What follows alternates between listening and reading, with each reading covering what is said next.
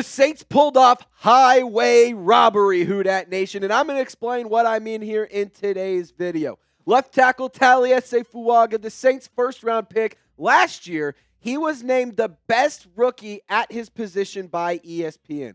They put an article together, discussing the all-rookie team for the entire NFL, and Taliese Fuaga, he was listed as the starting left tackle. So everyone show some love to the the rookie. It's technically now second-year player because his rookie season is done. Show some love to Fuaga. I need 500 members of the Who Dat Nation to type 75 down below. I want Taliese Fuaga to find this video, and if he does find this video, I want him to see that the comments are flooded with love and support from the Who Dat Nation. So help me out, Saints fans. Show some love to Taliese Fuaga.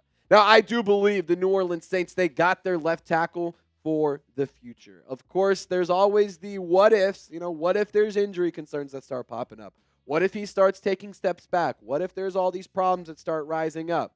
You know what? I'm going to say I don't think that's going to be a problem. I am that confident in Taliese Fuaga and how well he played this year in his rookie season that I do believe he will be a part of the New Orleans Saints for the foreseeable future. As long as you don't let him walk in free agency, he should be around for a very long time. He was the 14th overall pick by the New Orleans Saints this past year, and it's actually pretty cool considering he's the best rookie left tackle according to ESPN, especially when you take into consideration and you take into account the fact that he actually played right tackle at Oregon State, and he moved to left tackle during training camp because obviously we know Trevor Penning struggled there over the past couple of seasons. So Fuaga, he moved to left tackle, Penning moved to right tackle, and it seemed to be a good fit for both guys. Now here's what ESPN had to say specifically about Taliese Fuaga. Sorting out the first and second team left tackles was a heartbreaking endeavor. Fuaga, J.C. Latham, and Olu Fashanu all delivered on or exceeded their draft billings as blindside protectors. Having to rank them is impossible and unfair, and Jets and Titans fans can be justifiably upset with me. Well, let's look at the numbers, and let's look at the stats. And I think that when you look at all three of these guys combined, Fuaga was the best one. And, I'll give ESPN credit trying to play the devil's advocate, trying to, sit on the fence post, if you will, and sit on the fence and try to play both sides of it. However, I do think Fuaga was the best rookie left tackle this season, considering the amount of snaps he played, considering the lack of sacks and pressures, and considering how much better his PFF grade was overall in comparison to Olu Fashanu and J.C. Latham. I mean, straight up, the Saints nailed this draft pick. And it's very important that the Saints nailed that draft pick because that's a pick at a cornerstone position that no matter what, no matter who the head coach is, no matter who the quarterback is, he's going to be on the roster and he's going to be making a positive impact.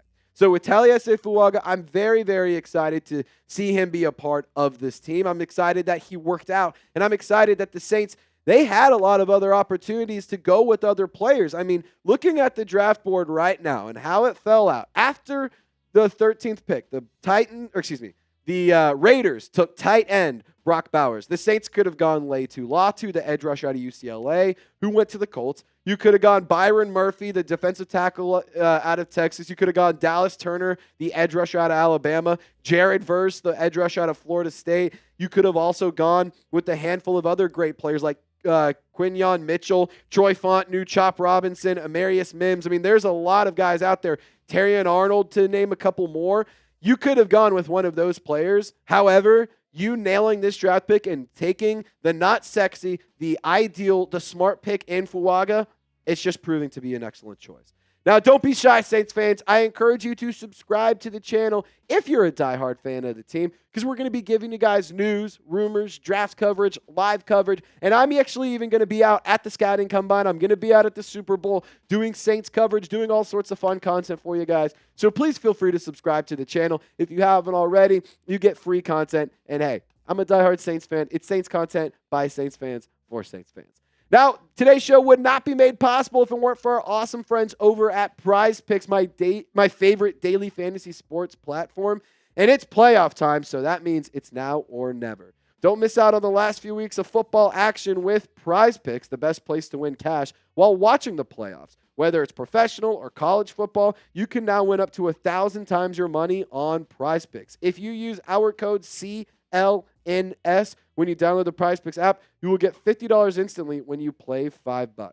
Prize Picks now offers MasterCard for quick and easy deposits into your account this sports season. Now, here are the picks that I'm rolling with for the national championship. Will Howard, that's a free square, so I'm going to go ahead and take that one. Riley Leonard, I'm actually going to take the less on his passing yards. And I'm actually also going to take the less on Jeremiah Smith's receiving yards. So we'll have to see if I make some money. I'm really excited about this game, and I'm even more excited to cash in. So if you want to join me, I highly encourage you to download the Prize Picks app today and use code CLNS to get $50 instantly after you play your first $5 lineup. Shout out to Prize Picks. Run your game.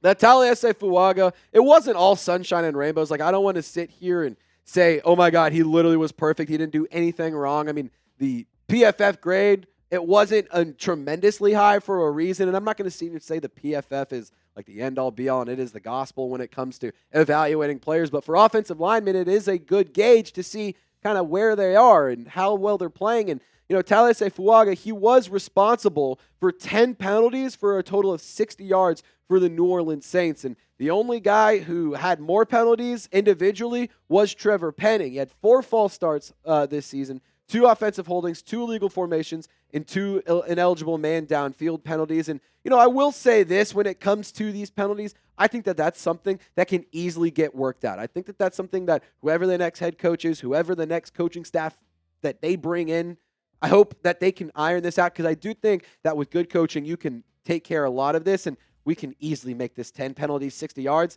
significantly less. Now, going back to what ESPN said to show some love to Taliese Fuaga, he said, I found myself most impressed by Fuaga, who I thought would take more rookie lumps transitioning from the right side to the left side and pass setting against NFL pass rushers. Fuaga still has a wart or two in pass direction, but he more than makes up for it with dominant power in the running game, and the strength to recover when he loses early in his reps. The future is bright at left tackle in New Orleans. And, I thought that this was actually a really interesting stat as well. His pass block win rate is over 80%, and his run block win rate is also pretty solid at 74.1%. Like, Taliese Fuaga, he is a guy who at Oregon State played a lot of wide zone scheme offense, and that was the offense that they ran. And that's what the New Orleans Saints ran a lot under Clint Kubiak. So whoever the next OC is, whoever the next play caller is, I hope that they know how to play to the strengths of a guy like Taliese Fuaga. And if you want to take a deep dive into his PFF grades, a total of 1,070 snaps. We saw that a little bit earlier, though. And the pass blocking grade specifically was 62.2. The run blocking grade, almost a 70 overall. Like I said earlier, 10 penalties for 60 yards,